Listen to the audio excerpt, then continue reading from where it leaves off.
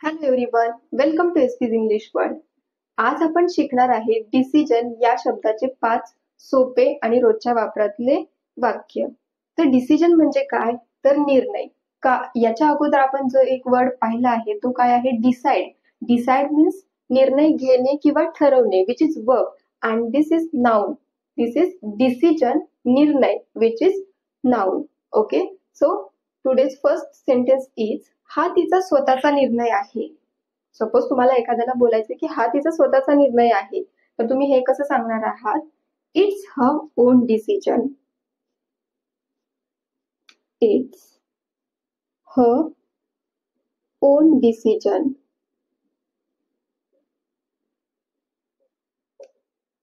Suppose इथं तुम्हाला असं बोलायचं आहे की हा माझा स्वतःचा निर्णय आहे, तर तुम्ही हे सेंटेन्स इंग्लिशमध्ये कसं बोलणार आहात हे तुम्ही कॉमेंट बॉक्समध्ये सांगण्याचा प्रयत्न करायचा आहे.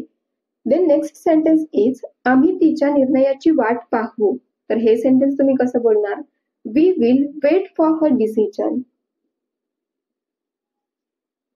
We will wait for her decision. We will wait for her decision. आम्ही तिच्या निर्णयाची वाट पाहू. देन नेक्स्ट सेंटेन्स इज निघण्याचा निर्णय त्याचा होता.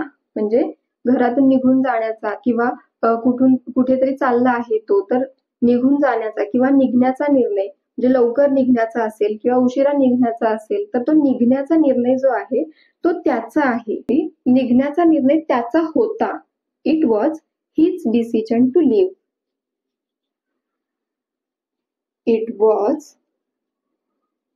his decision to leave. निघण्याचा निर्णय त्याचा होता. It was his decision to leave. Next sentence, तो त्याच्या निर्णयावर खुश आहे. तर हे सेंटेन्स कसं बोलायचं आहे?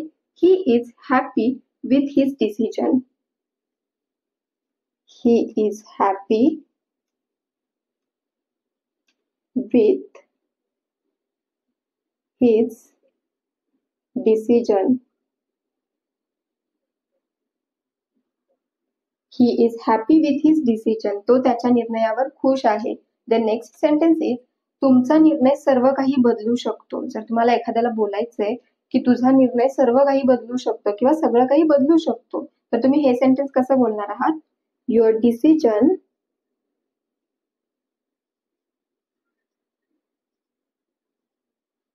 can change everything.